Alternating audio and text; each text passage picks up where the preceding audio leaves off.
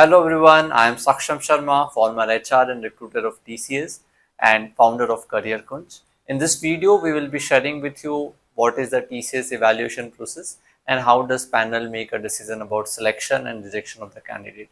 So we are continuously making videos about TCS interview for different hiring. So if you are new to our channel, do subscribe us for the latest updates and the critical and authentic source about the TCS hiring. So let's start. So TCS evaluation process, there is a panel which have three panels, which is technical panel, management panel and HR panel. So all the three panels makes a panel composition and every panel have a different role to play. Earlier, the technical round used to happen separately. So TR panel was different. TR was a separate round, then management was a separate round, and then HR was a separate round. But in the last few years, it is just one panel set in which all the TR, MR, and HR sit together and take the interview.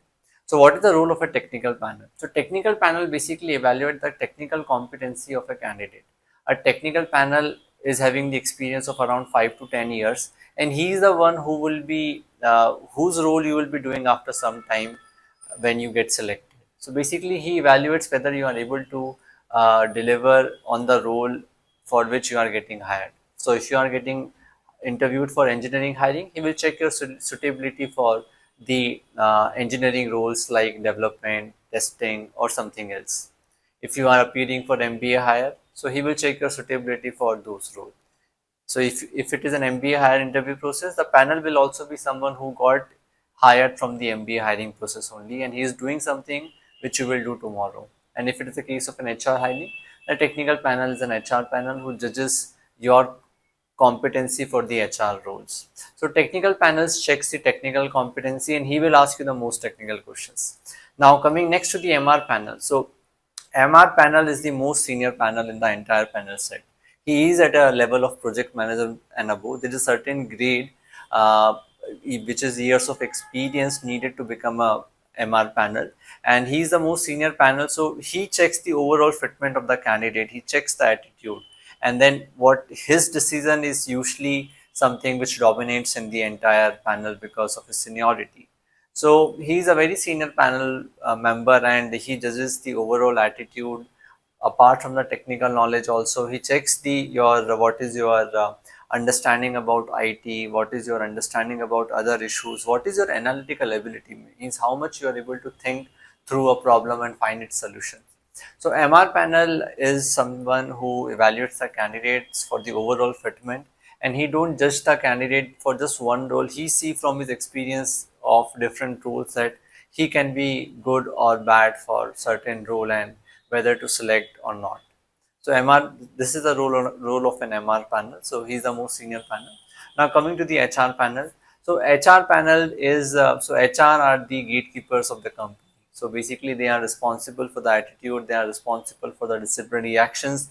They are responsible to check the eligibility criteria, and then HR actually takes care of the employees when you join a company. And there are so many issues with the employees when they join the company: attitude issues, performance issues. So HR basically checks whether the candidate is good in attitude or he or she will not have such issues later.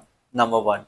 Then they check for the eligibility by asking questions around backlog or the percentage, or HR sees some red flags in the candidate, like whether the gap year is more, so why was the gap, from the background check point of view, whether the candidate will have something not good that can create a problem later.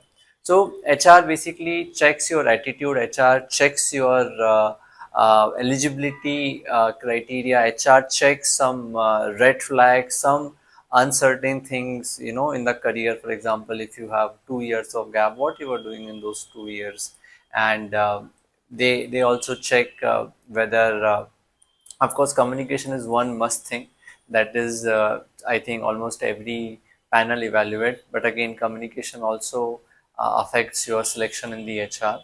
And yes, so a positive attitude is a must, and flexibility is also a must, because if you, as an HR, people get challenges from employees later about the transfer requests and other things.